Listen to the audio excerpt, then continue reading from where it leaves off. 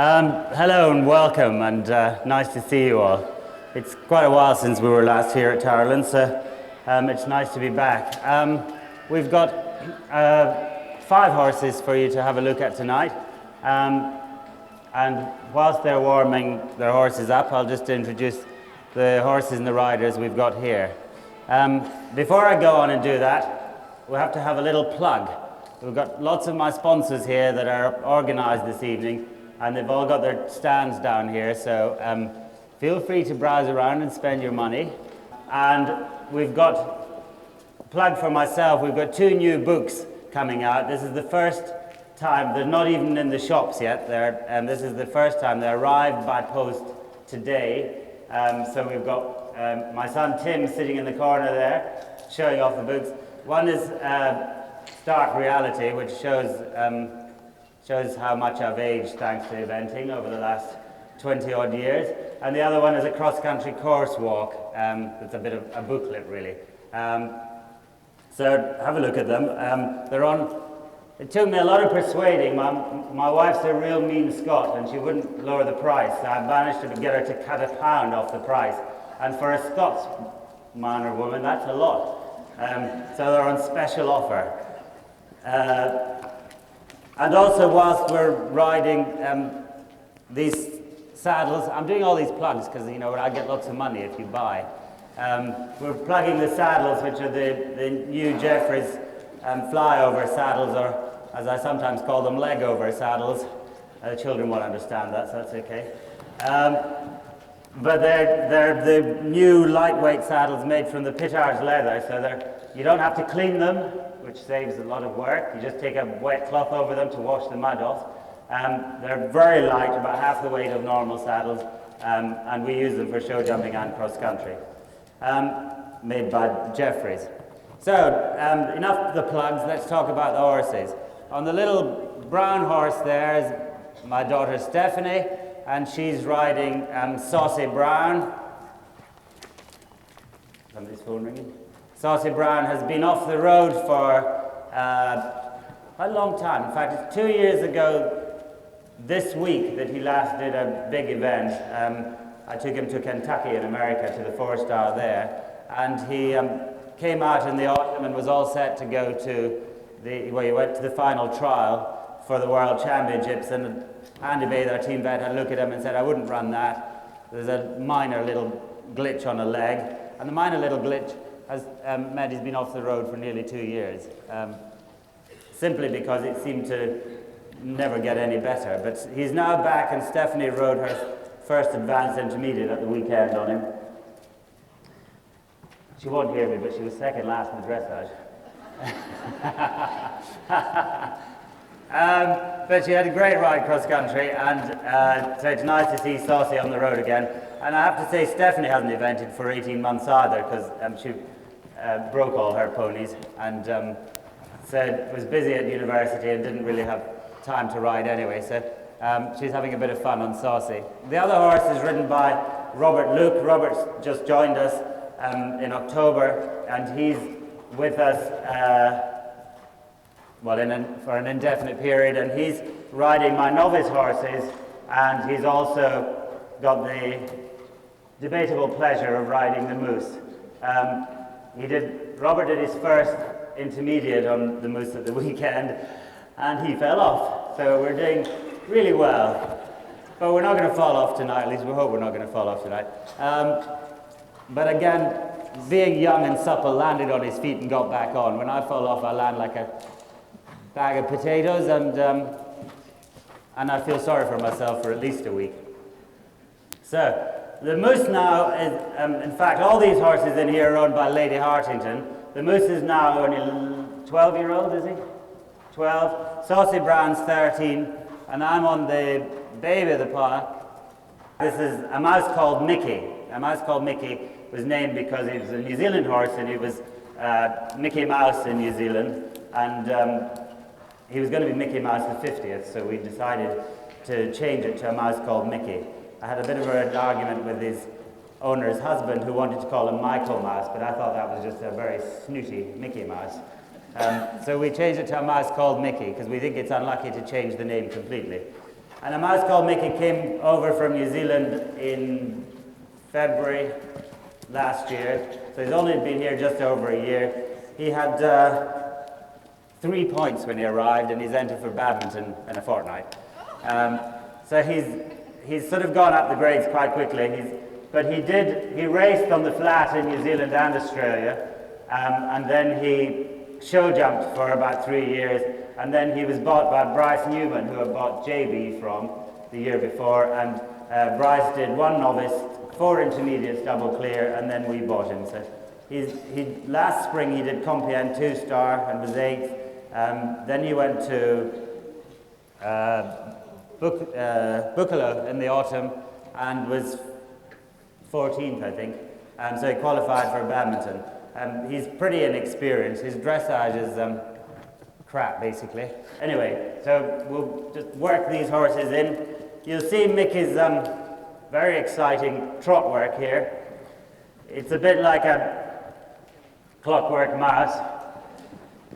And when we're warmed up, I'll let you have a look at what we think is extended trot. It's a bit of a joke, really. It's a sort of slow, fast, and bloody fast trot. And that's what the judges think as well, sadly. Whilst we're working on the flat, not quite sure why Saucy Brown's sweating so much. Stephanie's obviously got him frightened.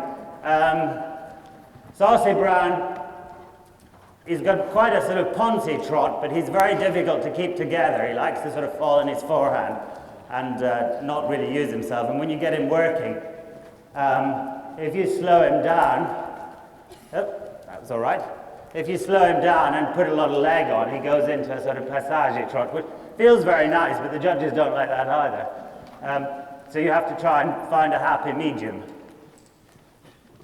But Stephanie did her test at the weekend, and I was suggesting that he wasn't quite as round as he might be, in the tactful way that fathers try and interfere and tell their daughters how to ride.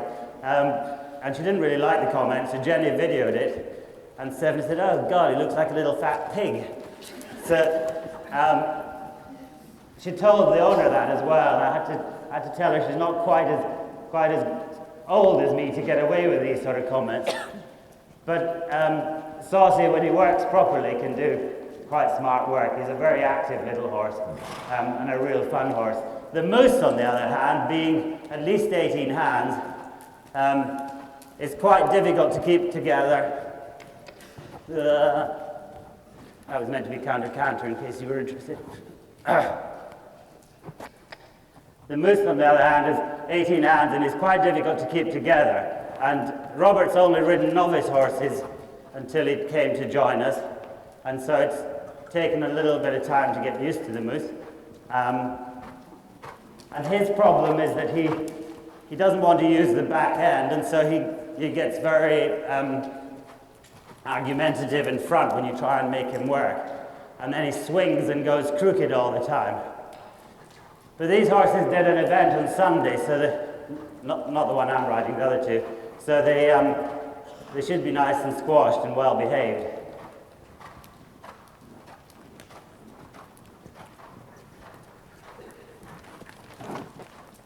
Okay, as you two are a bit more worked in than me, you can start doing a bit more lateral work.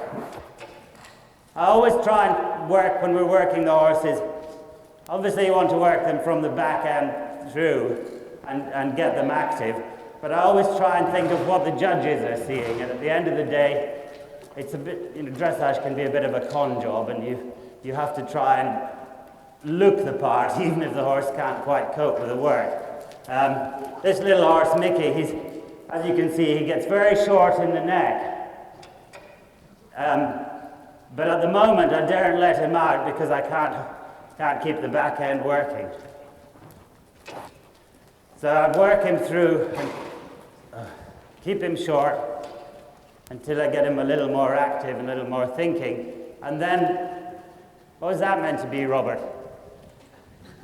I don't know if you saw that, everybody there. Was that meant to be anything? Okay.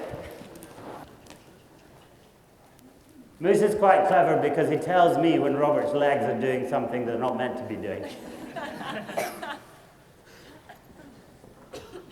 Okay, some shoulder in here too.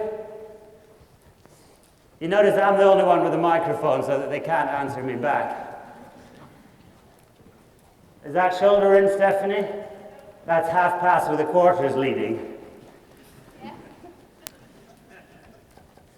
She'll probably tell me she meant to do that. Okay, think about what you're doing, both of you. Good, Robert. The trot's good, the horse is good, but you're raising your shoulders and your elbows, and you're getting higher and higher. And the more you do that, the more the horse is likely to come back in front at you. So let your elbows and shoulders relax. That's better. Good.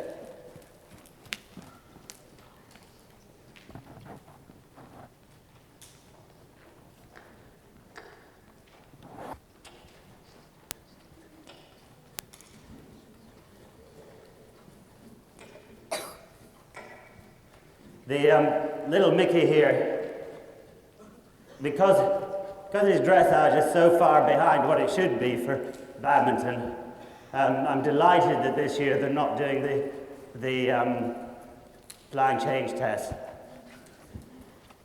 because he can't do them.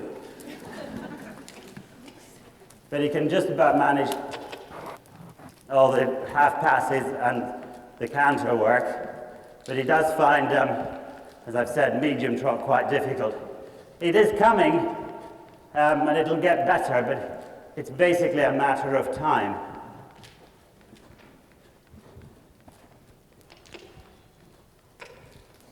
I'll try and let the neck out a bit more so that he's a little more in balance.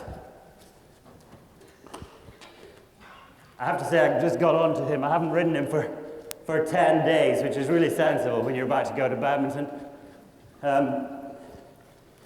But we gave him, he did 3 events, 3 weeks running, so we gave him a week off. And you know, a lot of people panic about giving their horse an easy time before a major championships, like badminton, and the temptation is to sort of grind away and nag at the horse. And in fact, hang on.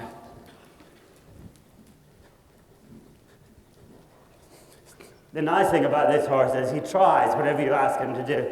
The people sort of grind away at the horses and insist that they do too much. And you see it at events all over the place. People say, oh, and my horse needs 3 hours work to get it settled. And they don't. If you do 3 hours work, your horse is exhausted, the muscles are tired, and there's no way that they're going to give you their best. So I like to get them as fit as I think they need to be for the 3-day event, and then at some point in the 2 or 3 weeks before the championship, I give them the best part of a week off. And so he had 4 days completely in the field and another 3 days just quiet hacking. Now I'm going to get really excited and show you medium trot. So hold your breath. I have to get revved up.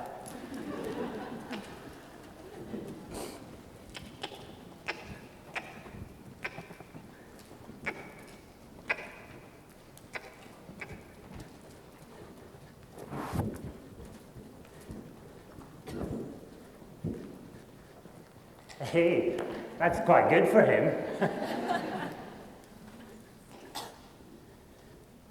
He finds it very difficult, mainly because he's just not working from behind, he's not in balance. And what I like to do a lot with horses, they find it difficult, I'd work them down there, and you can see it does improve his trot when he works long and low. Gives it a bit more lift through the back. And usually on a circle and build up, I just keep them working a little bit forward, a little bit more, especially on the circle. until they let go. But what I was finding doing that with him, and you'll see that he just tends to run and get more on his forehand. So we had to think again, and I put a pair of weighted boots on his front legs, and then started to ride him up in front, although he finds it quite difficult to carry himself up there. It gave me the chance for him to think that he was going uphill in his work. Then by putting a bit more into it,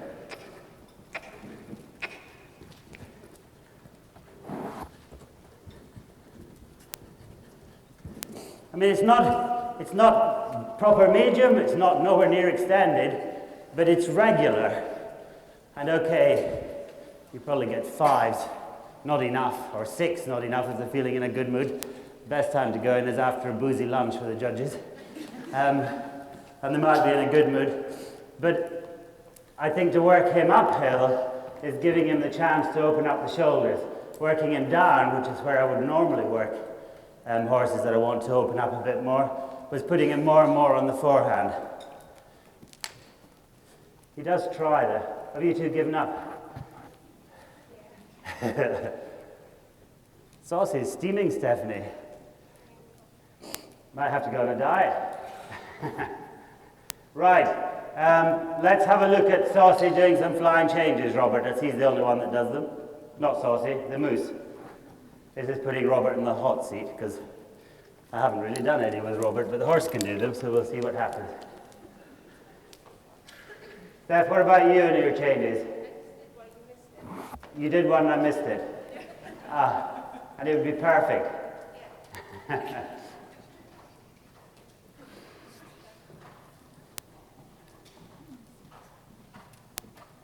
Ooh.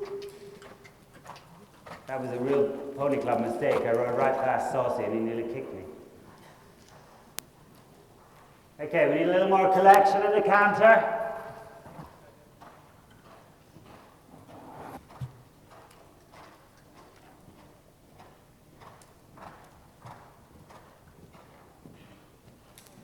Well, it was laid behind. Don't be too nice to him. You left it a little bit late to the corner, Robert. I mean, I'm being quite mean here because I haven't really worked on changes with Robert. But you left the canter a little bit long and flat, and you left it a bit too near the corner. So just circle again, and go round this upright fence here. And as you come round the upright fence, start to ride across the diagonal and start to think a little bit of positioning him to the right, with a little bit of right bend as you collect him. Bring him a little more together. Don't throw your hands at him. Now start to just position him a little to the right. Okay, now change. Hold the left rein, hold the left rein. Hold the left rein. All right. Now that is your more difficult way, because you find that he curls up that way. And the reason he curled up was as you positioned him right, you let the whole of the left side of him go, yeah? So not quite so much bend in the neck. Try it the other way. I might regret having started this.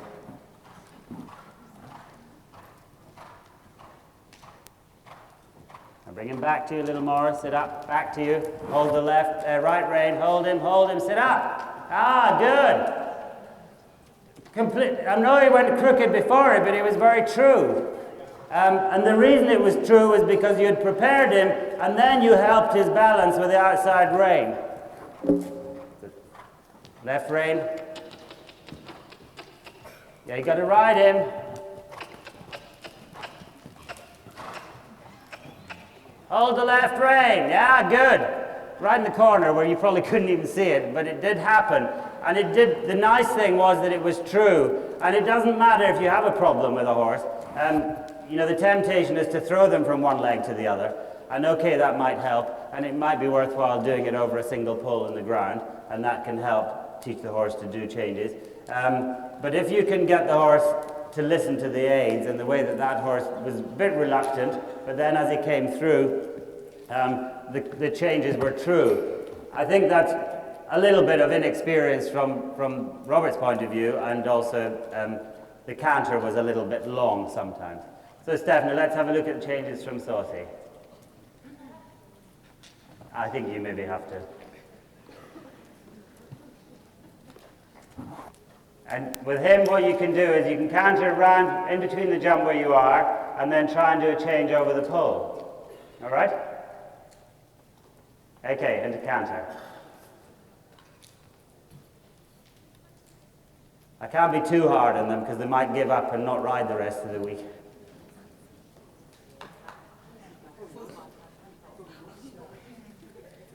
And I'm making them do flying changes, but there is no way I'm going to show you this one. Make sure you stay upright and don't let him pull you forward.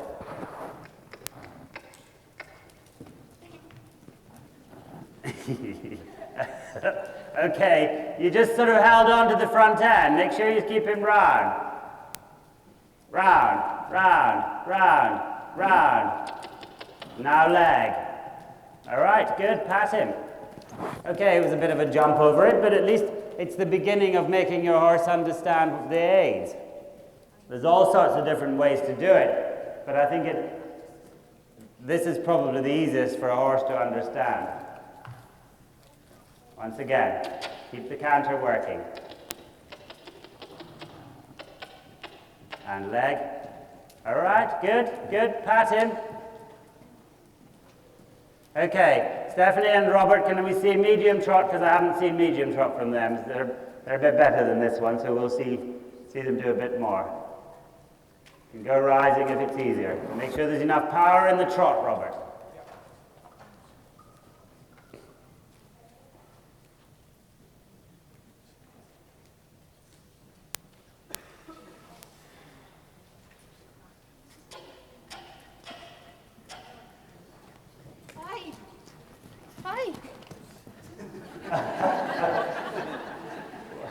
I don't know who she was speaking to. Hoy.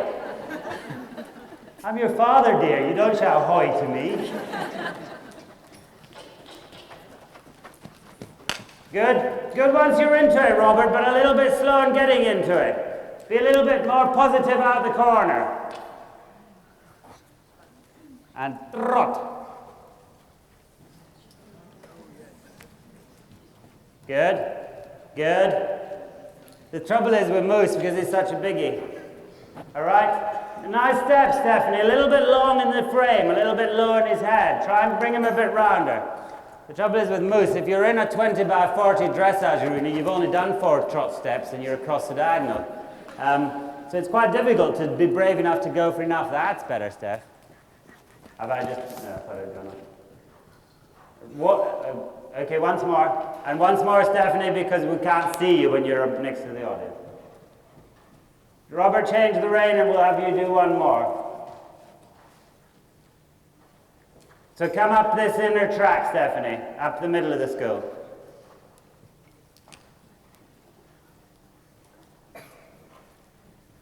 Runner. Yeah, good, good. Now, Huck's a little bit out behind him. Again, the same...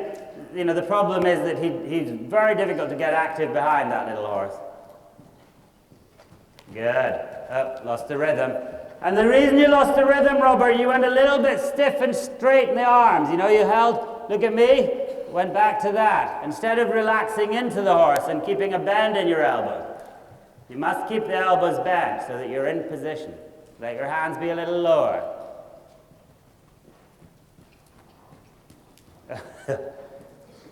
Okay, well done, Stephanie. You can walk. Keep a bend in your elbows. Don't stiffen. Ride. Yeah. Now, when you softened the hand, did you feel how the horse went forward and into the hand instead of you raising the hand? Just walk, Robert. It's okay. What he was intending to do, Robert, was stiffen the arms and hold the horse up. And when he allowed the horse to come through from behind, then the horse was able to come quietly into the hand. Okay, I'm bored with dressage, so we're going to jump now.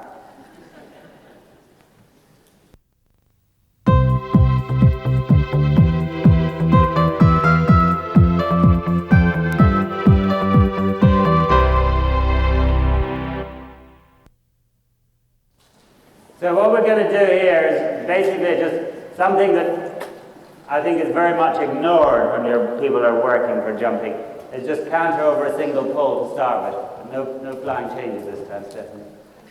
And what I want you to think about as riders is having the canter short enough and soft enough that the horse can stay in a rhythm without lengthening to the pole. The pole isn't in a perfect place, actually. Okay.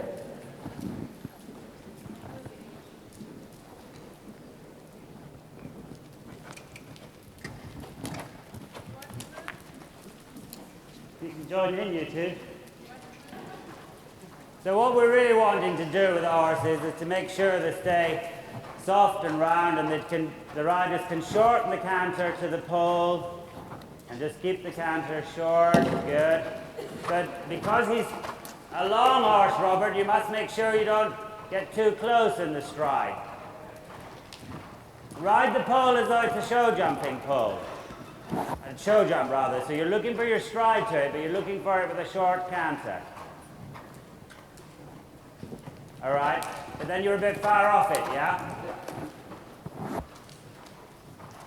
So use the corner as you turn around that parallel to add strides. Yeah, if that had been a show jump, Stephanie, that was a serious miss. That's better, Robert. Yeah, good.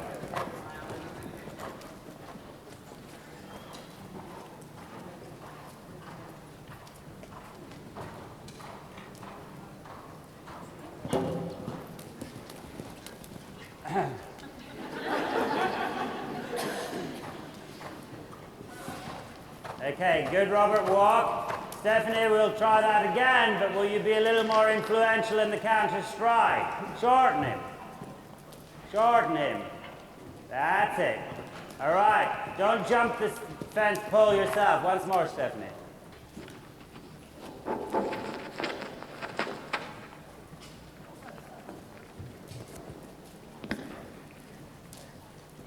Ah, good, Stephanie. Okay, good, Robert. Right, once more, Stephanie. And so to bring that one stage further, good. We're going to do this pole here to the upright. Can you take the top pole off just to let them pop it to begin with? Now that's set on 9 yards, and what we want to do is put 2 strides in there. That'll be quite difficult for the moose, because you'll want to go on 1. So you have to make sure that you ride the canter as short as you did to the pole, single pole, and maintain the short canter over that pole on the approach, and have the 2 strides. Okay, when you're ready, somebody. Can you move that pole to the middle? Just take it away now, because it's just in the way. So you make sure you ride a turn, Stephanie, so you're going to canter a circle, and ride a turn to the, okay? And as you're riding the turn, you want to think of putting a little more impulsion into the canter from the inside leg to the outside rein, and adding the strides. That means shortening the canter. So in this turn, bring him a bit shorter. Make him stay, make him stay, make him stay. Ah, good, very nice. Robert, you need to be inside that jump, so that you're not going to go from there. Now you're not going to go from there. Turn. You're going to turn inside that jump. So try looking where you're going. Now, what have I said about shortening the canter in the corner? That's it. So you increase the impulsion and you make him wait. Ah, good. Now they've done it so blooming well, I'm going to make them muck up now. All right, just walk, Robert.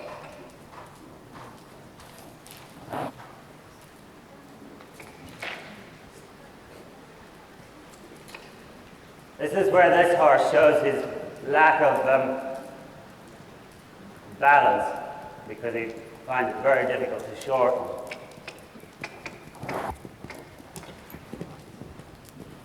And it doesn't matter They have to bring their head up when you're asking the question. Put the top pole back on that, please. But it does matter that you keep the leg on and keep him active in the canter. And as he gets used to it, he'll come a bit softer.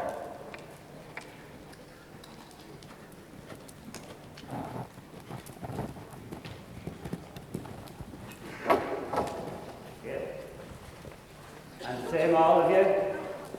And it may seem like a sort of boring exercise, but the more you do that, okay, just so you can go,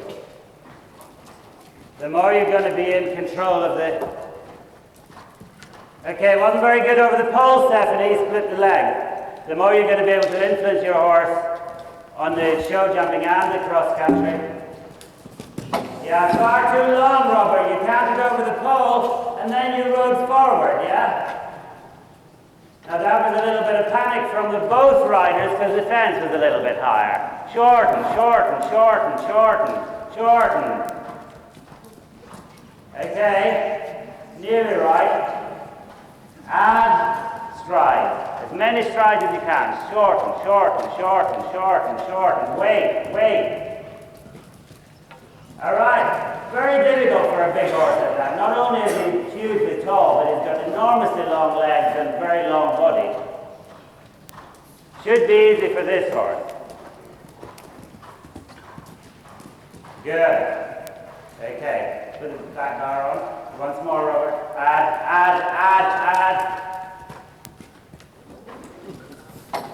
You left it very late. You're very reluctant to bring him short enough.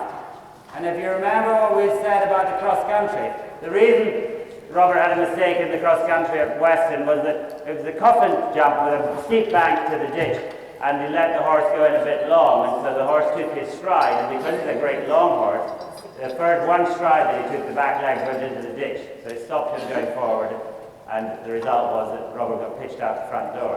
So you have to make sure you're influential with the canter, that's fine.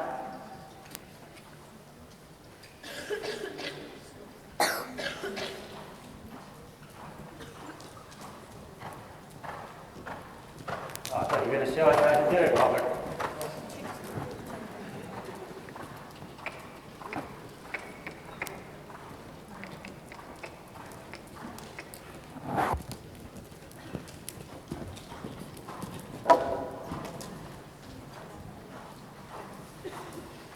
You'll begin to see why this is good, badminton. Good boy, Saucy.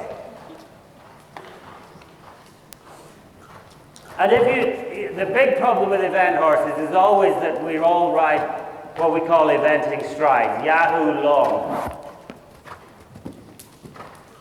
All right, good, quite good. Can you do it once more, Robert, a little bit softer with the hand on the takeoff? You keep the collection on the two strides, but you must soften the takeoff. Just widen that back bar for him, please. This is an exercise that this horse finds difficult, but he really needs to keep working on it. Shorten, shorten, shorten. That's it. And soften. Good. Very good. But take the back bar off and take this pole away, please. Right. Just to see how influential the riders are now, is 2 uprights are on 5 strides. So I want you to ride it on 5 strides, both of you. And then we want to see the greatest number of strides you can put in there. So the winner gets a chocolate cake and or an Easter egg, and the loser has to muck out on the road in the morning. And I'm not in it. So 5 strides, Robert, that will be nice and flowing. Is that right as far size?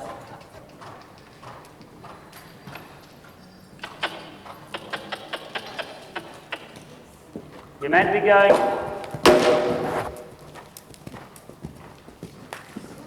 What did I say? Were you not listening? I said it's 5 strides, you'll need to be going forward a bit. So you jumped it like a snail, and you got 7 strides in. He's Welsh, you know, it's a problem. Sorry if there's any Welsh people in the audience.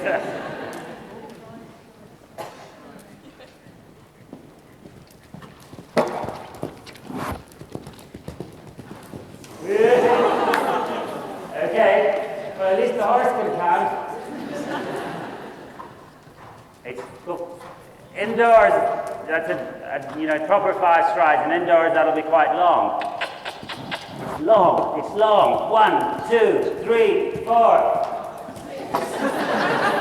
Why did you shorten? I keep telling you it's long, and you land and you go, whoa, 5 strides, Robert. The number of fingers on one hand.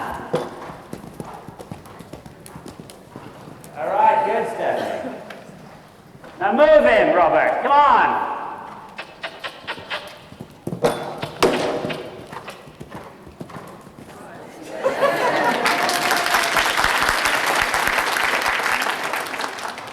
You know, in a competition, you only get one chance. Right, Robert, do it again on 5. But you're shortening too much in the corner. I'm delighted to see it, because normally I can't get you to stop firing on a long one. But for once, I want to see you firing a bit of a long one. So don't shorten the corner. Ride the turn.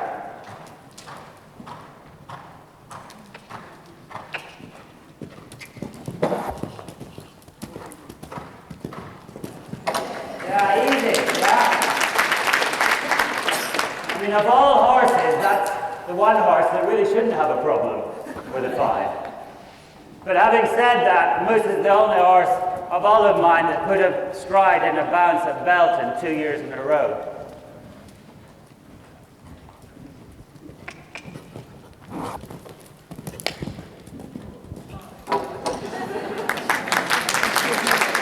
Okay, Stephanie, as many as you can do. Now this is control on the approach, balance, roundness, softness, deep to the fence, let him pop it, sit up, balance, and I want to see that they can keep counter.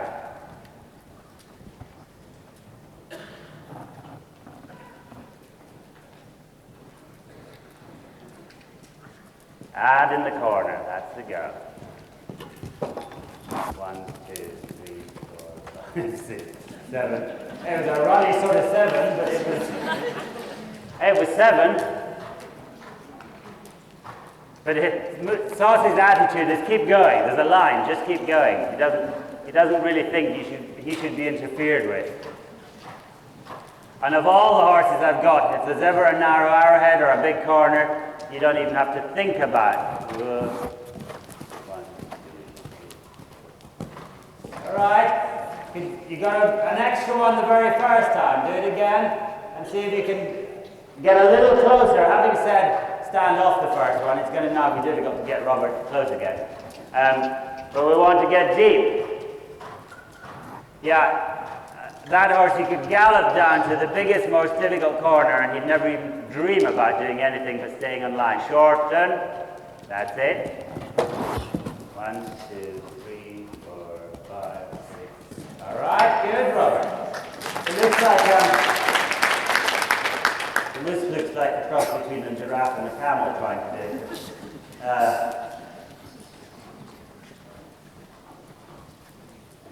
Having said that, he's on the market. If anybody's got a nice big fat checkbook.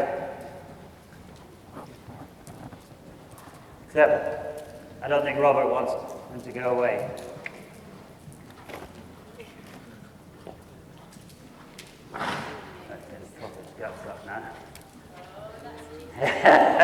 I didn't say he couldn't circle in front of the fence.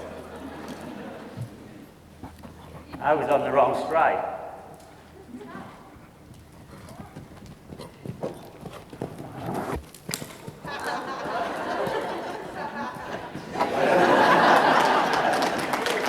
That was different. If you can't maintain counter, then just trot.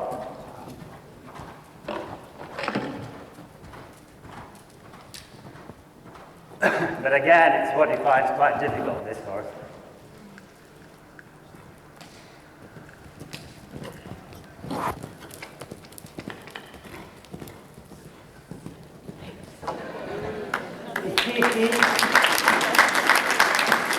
Okay, right, stick these up about 4 holes, please. As I said, it's always difficult to shorten horses and not so difficult to send them on. But it's surprising, as you saw with Moose, once we shortened him, he got into short mode. And you want to be able to see that the riders are influential. Oh, good boy. The riders are influential and they can ride forward again. And legs.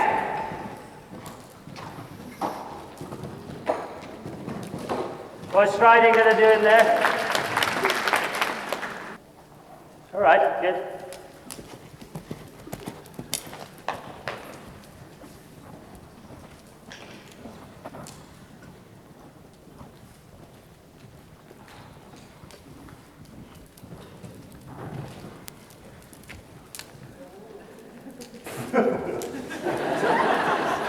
That wasn't meant to happen.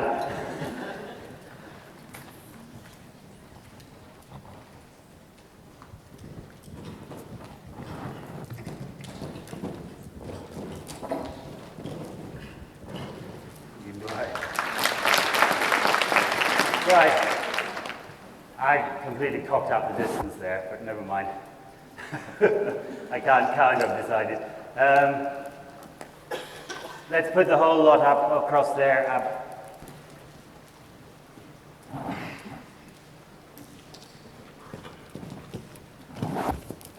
And then allow.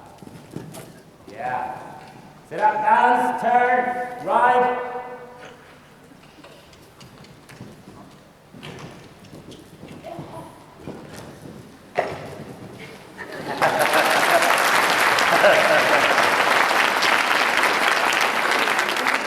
She's going to hate me for that, but never mind. Right, Robert, here we go. Is it a bit big, Stephanie? Oh, poor thing.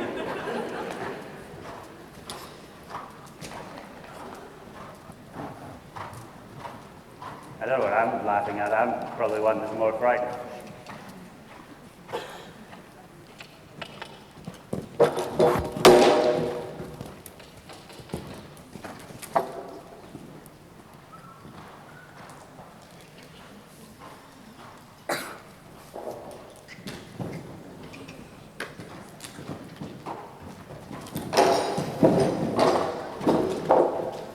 Now, can you, don't clap that. Can you tell me why that happened? Yeah, you shortened so much going into the first, you took the impulsion away from him, and you had to step over it, jump off his front end, and then you had to just throw him at the combination. Yep. Okay, so do that line again. You must ride a little more forward through the turn to it. The more forward you are to the first element, Robert, the closer you get to the combination, and therefore the horse backs himself off. If you have to go in a yahoo, it's going to flatten. And forward.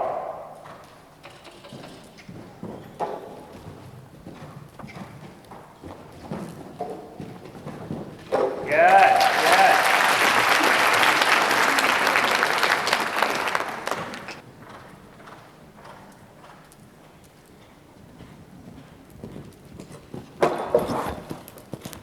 Wish he would whack the fences, horse.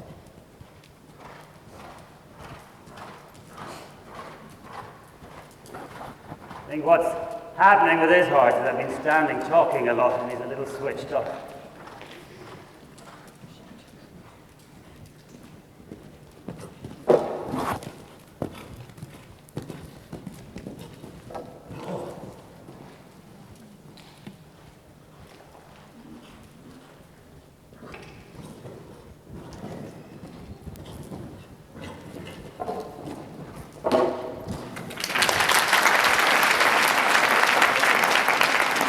That's all I really want to do with these guys just now.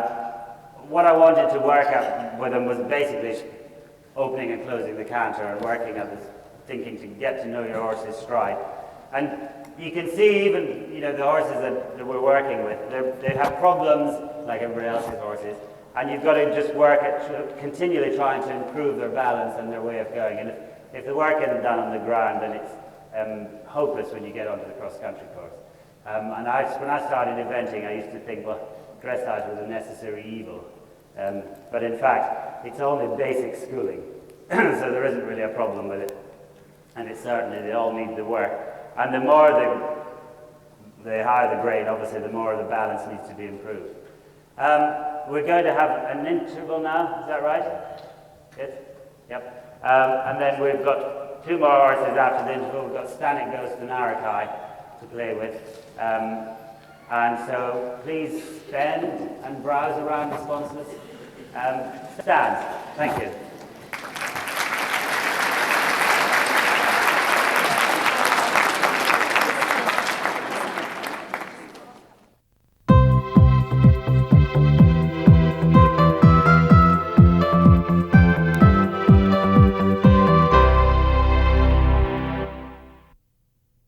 He's always been a bit of a sort of overgrown show pony.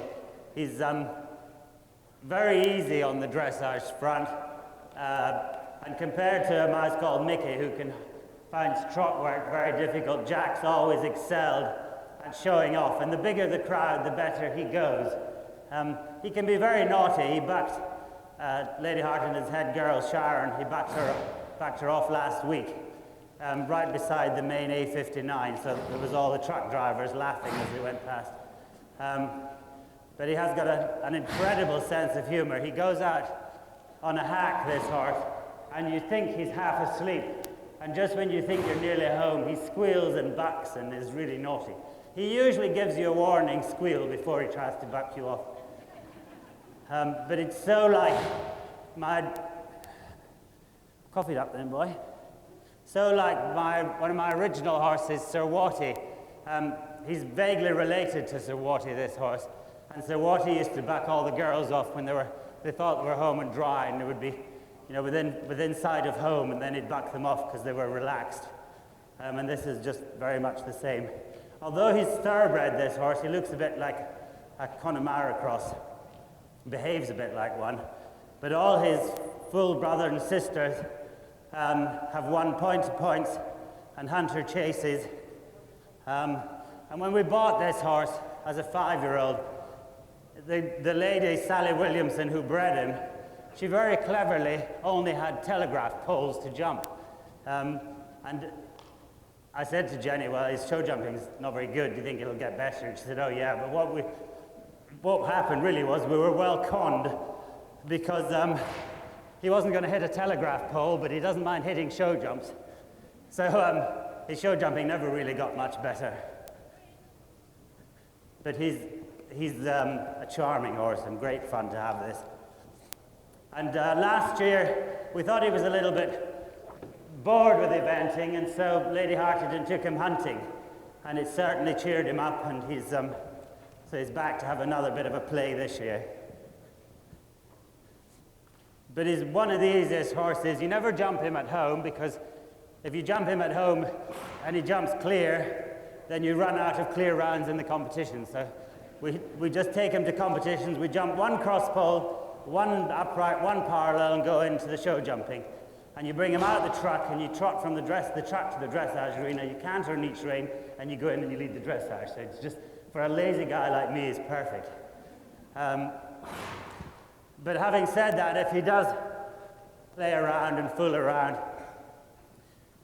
it wouldn't be the first time I've had to retire in the middle of a dressage competition, because he thinks life's quite funny.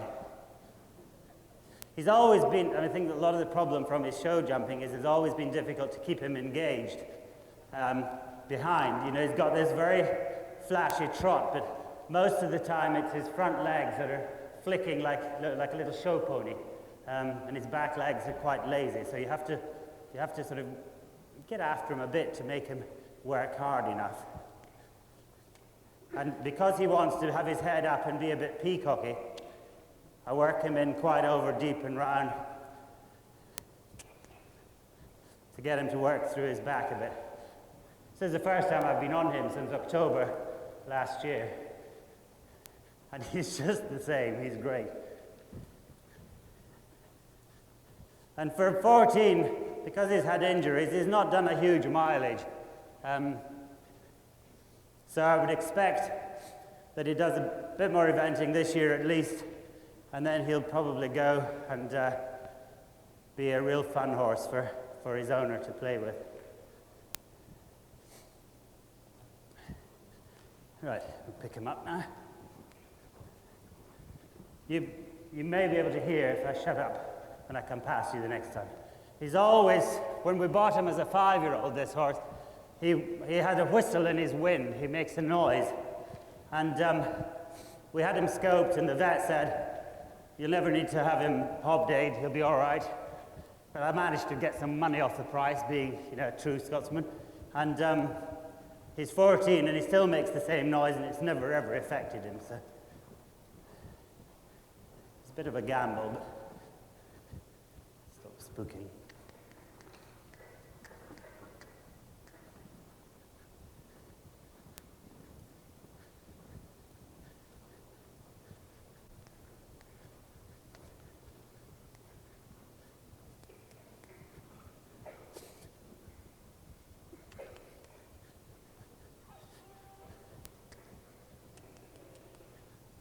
So again, on the circle, a bit of counter, sorry, not listening to the leg at the moment. Counter travers, just moving the quarters in on the circle, just makes him sit a little bit more. So when you come out of him, he's a little bit more in balance, a little more uphill. I think he's terrified he's going to have to jump these show jumps.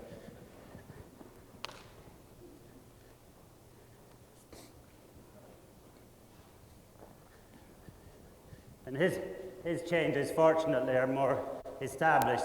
And the other thing I do a lot with the horses when to try and work on the straightness is doing some canter on 3 tracks. So the inside hind leg should be placed between the front legs. Not too much bend in the neck, just basically bringing them from the right leg, inside leg, to the outside rein, and a bit of an angle. And again, it just makes them work from the back end. But it also means that when you're trying to ride a straight line entering the dressage arena, you've got more chance of riding straightness, because if you try and keep the head straight, what happens is the quarters tend to go like that very often. So if you overcorrect it and over-straighten it, make them go the other way, then it makes it much easier to come down the center line and stay straight and halt straight. Don't do that. This horse hasn't done flying changes for such a long time. I'm quite enjoying playing on him, actually. He was quite difficult to teach flying changes. He was quite difficult to teach flying changes. Speak up. Sorry. I'll come closer. He was quite difficult to teach flying changes. Yes. Jenny was, instead of whispering sweet nothings at me, she's saying he was quite difficult to teach flying changes, because he was one of these horses that did quite a few years of counter-counter. In eventing we had to do counter-counter, endless counter-counter. And you sort of, if your horse did a flying change, you sort of reprimanded it because you were terrified it was going to do flying changes in the test. And so he was never allowed to do flying changes, and then suddenly they changed the test, and I tried to make him, age about 12, do flying changes. And it took him about a year to learn how to cope with it. And even now, he gets a little bit confused at times. No.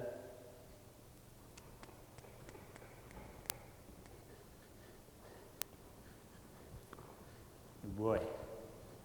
Okay.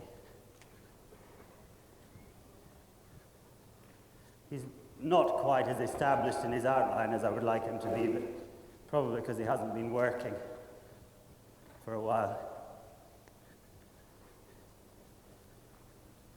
But it does, what I like about this horse, because he's so laid back in the dressage, you can work in and you can go all the time and you scatter all your opposition.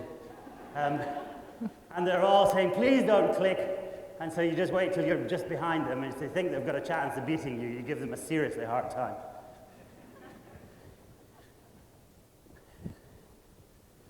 Good boy. It's only friendly rivalry, but it's quite a good way to get the better of them. But then you regret it when you're riding Arakai, and you're trying to stay very quiet, and they do the same to you.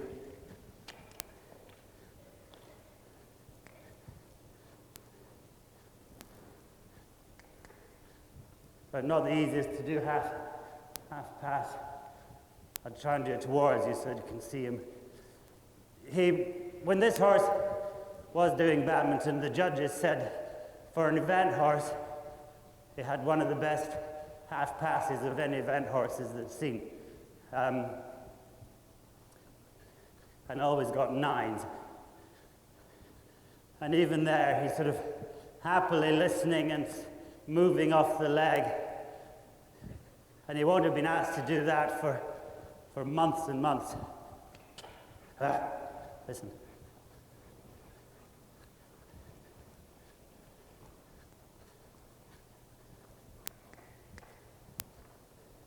And for 14, he's incredibly supple. I will do a bit of what he likes doing. Flicky-toed, big trot.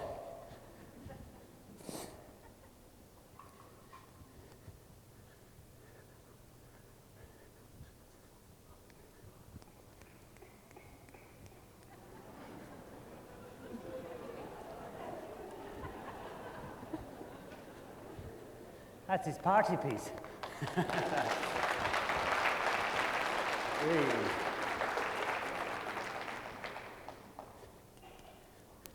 It's great when you can do that in a test and con the judges.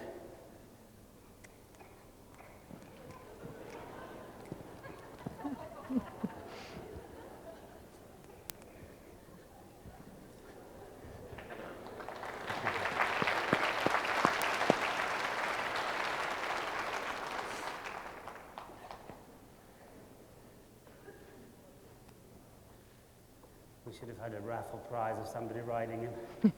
He was very good. He hasn't really forgotten anything, has he? He was good. Yeah.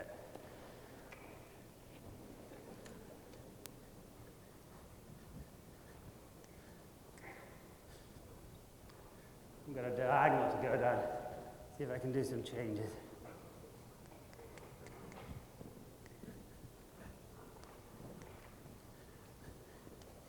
Don't do that.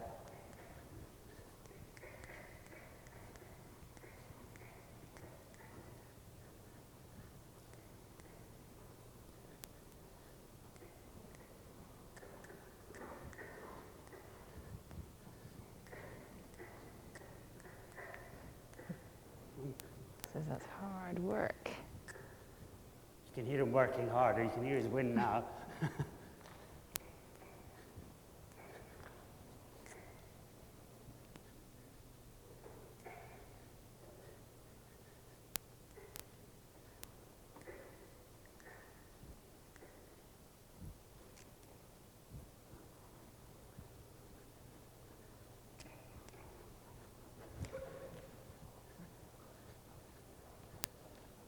A little bit short in the neck, but he's a bit more lift.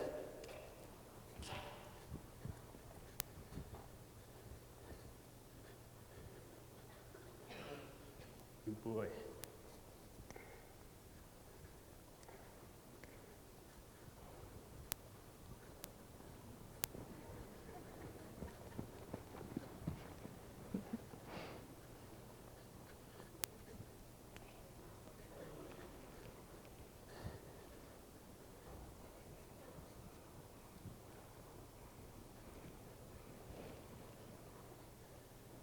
And that's all Jack's going to do.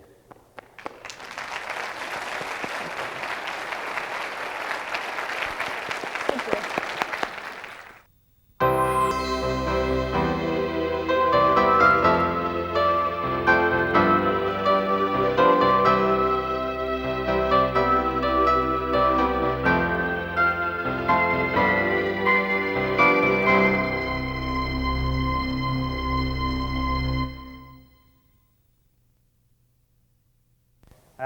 So we've got really from one extreme to the other. This is this is likely to buck me off for a minute. But he does that every event, this horse you go to. We lunge him, just loose in a cavesson, and then we put the saddle on and I get on him. And it doesn't matter if I get on him 3 or 4 times in one day, he'll leave the truck bucking every time. He's very sort of girth sensitive, and it takes him a while to let go and relax in his back. Because I'm riding very short, really, because I'm riding. But he's done two advanced events this spring, this horse, and he's been first and second after the dressage in both.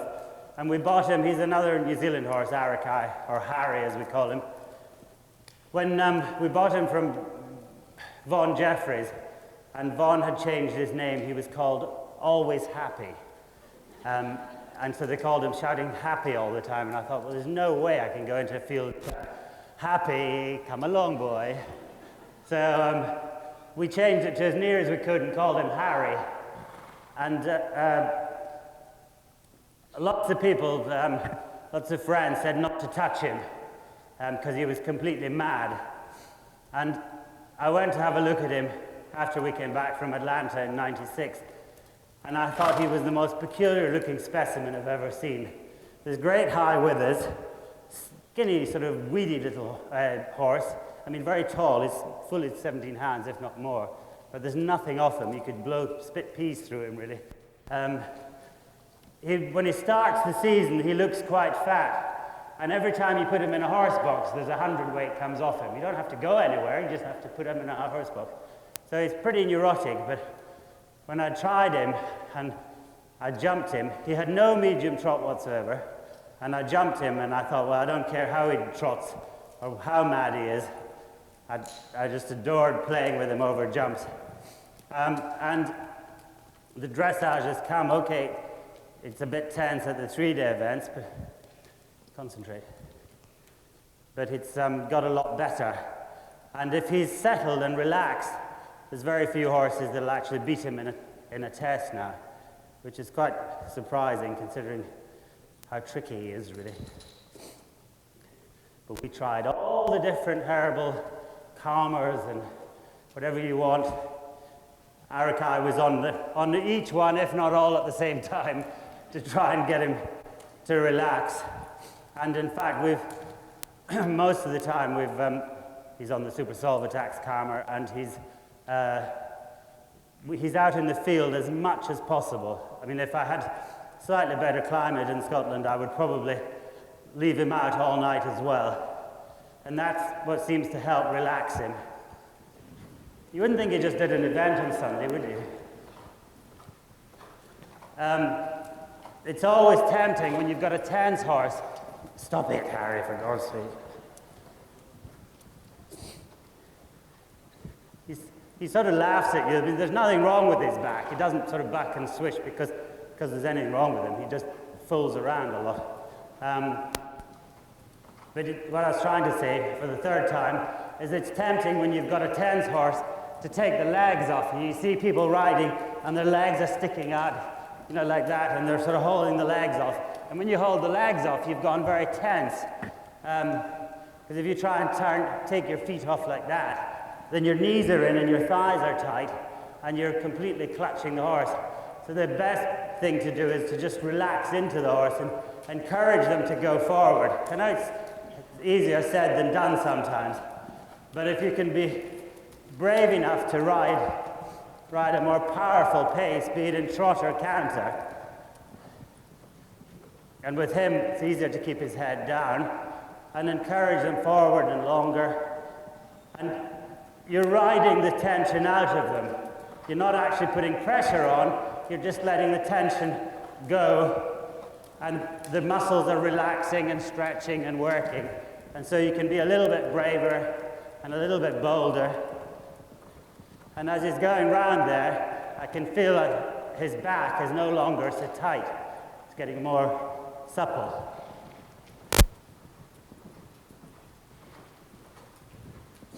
And it's what I was saying was, because they're tense, we tend to think, oh, whoa, steady, steady, whoa. And it's actually doesn't help the situation. Don't back me off. You're supposed to. Right. Enough crap.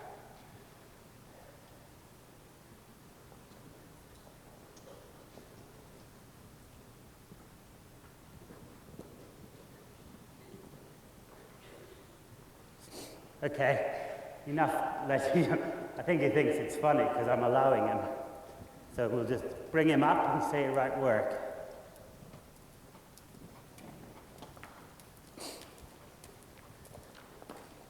So the more you make this horse work, the better he goes in it, and not let him fool around. Don't like these abrupt changes, boy.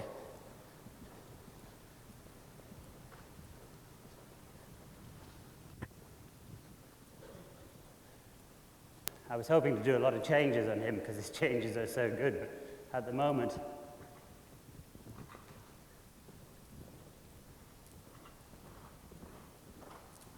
he's a bit tight to do them. But having said he's a bit tight, you know, in a competition it can be a bit tight, and you still have to do the changes. So even if the horse isn't going quite as well as you would hope, you still got to practice all the movements. Otherwise, if a horse gets tight and you're frightened to ride them, then you're never going to be able to break through and get them going better.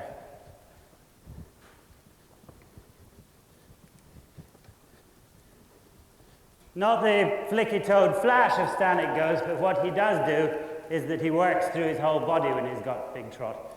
You know, you always get the feeling of power and lift. And the rhythm stays good, he says, so you have a hiccup. But it makes it quite easy to ride because you can keep powering him through and putting a bit of pressure on, keeping him up. And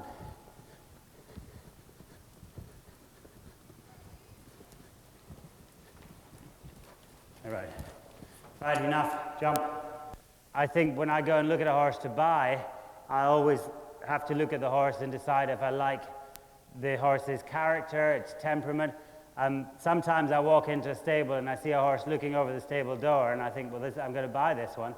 And other times I walk in and see it looking over the stable door, and it doesn't matter how brilliant it is, I wouldn't even sit on it.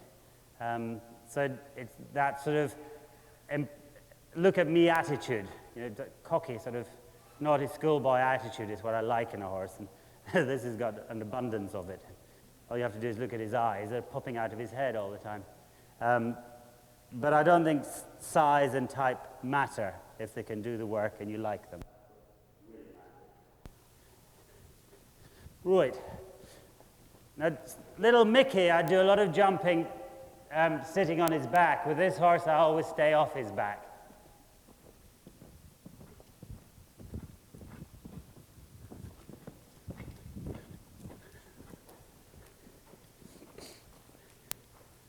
And the only reason I stay off his back is because he reacts so easily and quickly to the aids. If I'm sitting on him, I tend to sit a bit heavy sometimes. Yep.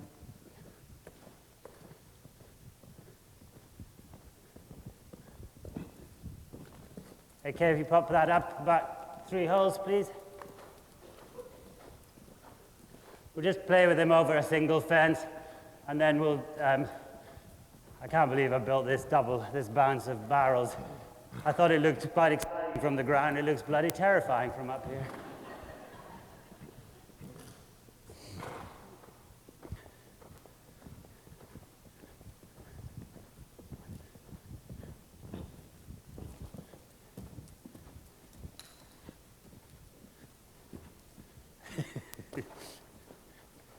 He's paying no attention to me whatsoever. He's swinging around the corners, ignoring the leg. Right, can we have a parallel?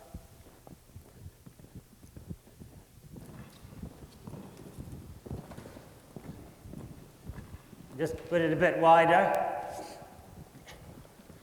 Such a fun horse, this. It doesn't matter. I wouldn't mind playing at show jumping with this horse when the eventing scene's given up on me. Here's an eventing stride coming. And a little bit wider. Woohoo. And put the back pole up about 2 holes.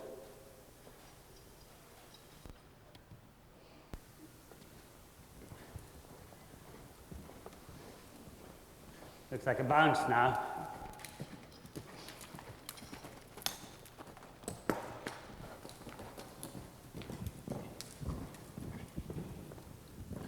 Ugh.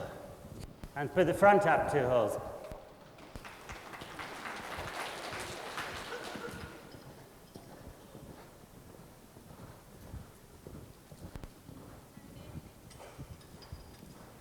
How's it coming?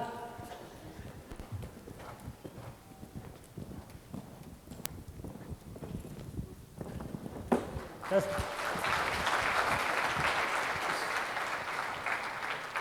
doesn't even have to try this horse. Okay, so we've played over a big fence, frightened myself. So, straight into angles, lines, so we'll jump the 3 corners here. If I was schooling over corners, then I'd normally have a whip. I never carry a whip with this horse. I do cross country, but never show jumping, because he's excitable enough. So if I had a whip, then I'd normally put the whip in the hand where the horse was likely to run out, nearest to the point. If it's like this, there's 3 corners, 2 facing one way, 1 the other, then you have to put the whip in the hand that you think your horse is more likely to drift to. And I think it's a great importance that you're able to move your whip from hand to hand when you're going cross country. What I'd hate to see is the bit of elastic around the wrist. Even somebody like Bruce Davidson, one of the best riders the world's ever seen, has a bit of elastic around his wrist, which always horrified me. But I prefer to be able to move my whip around. Maybe his horses are just better trained than mine, and he doesn't need the whip to keep them straight. So, if you're walking the likes of these 3 corners here, if you walked from the pole to pole, corner to corner, then it would walk quite short, but you should always think of the distance in a corner being from the middle of the corner, so the imaginary line that dissects the corner. So although from yellow pole to green pole that might walk a yard short, from middle to middle it would be a full 1 stride.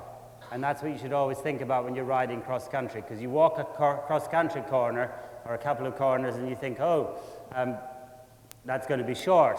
And you ride in as though it's going to be short, and suddenly you've got to kick like hell because it's long. So you must make sure you walk from flag to flag, middle to middle. So we'll see if old Harold can stay on the line here. So as you come round the corner, keep your eye on the line.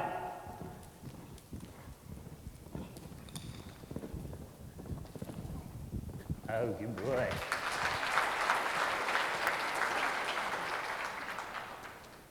Somebody sitting up there on the line. The good thing about that I think it's important to practice jumping corners at home and use show jumps. You can widen the green one a bit more, please. If you make a complete Horlicks of it as a rider, then the horse is not going to suffer and be injured because the poles will come down. And you can build up in the technical difficulty. You can make them, as we're doing here, make them wider, which will in turn make the stride feel shorter, but the horse is spending more time in the air. And obviously to start with, 1 fence much narrower, but as you build up and the horse is more experienced, then you can gradually make it more and more difficult. And what I do at home sometimes is I open it up so that they're jumping 90 degrees, or almost 90-degree corners with show jumps.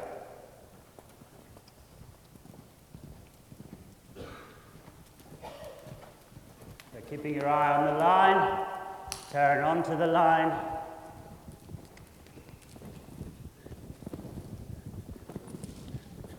Boy. What I didn't get was a very good turn, and so he drifted to the left on the approach, and he jumped the first one a bit too near to what would be your flag. So I'm just going to repeat it. That was crap. Because it drifted, I overrode the first one. And what I said about him being sensitive, he overreacted. It's like a car skidding.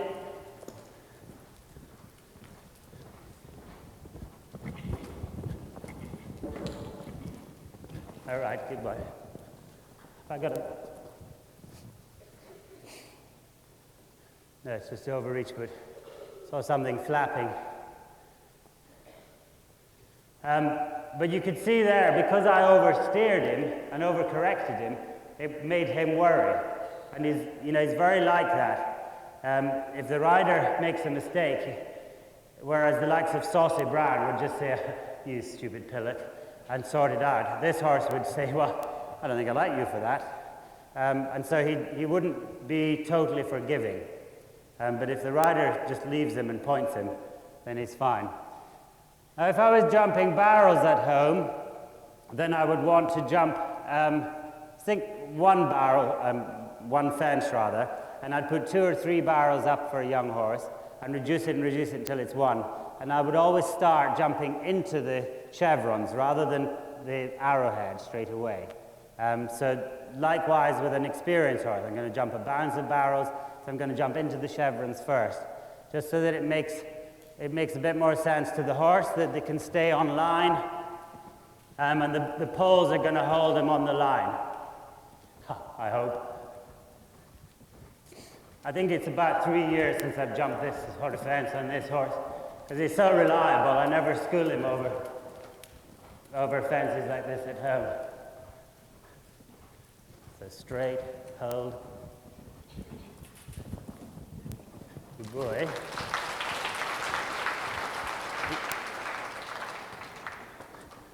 A little bit of a right drift over the second one, but I'm not too worried about that. What I am worried about is going this way.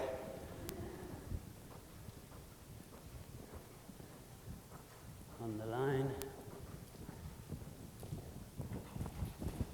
Oh, good boy.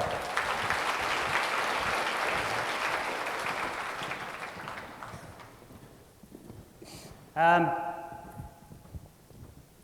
I can assure you, you'll not get anything as difficult as that on an advanced cross-country course. But if you can be confident in your horse staying on a line, then it makes life a hell of a lot easier when you're getting to the competitions.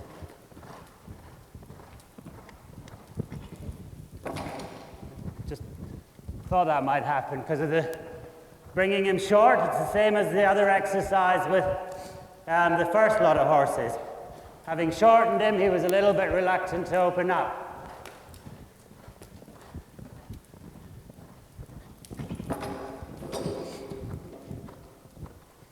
Now I did that deliberately. I promise. So now we'll keep him more balanced and into the same deep spot, but on a more balanced stride. And then he did it himself.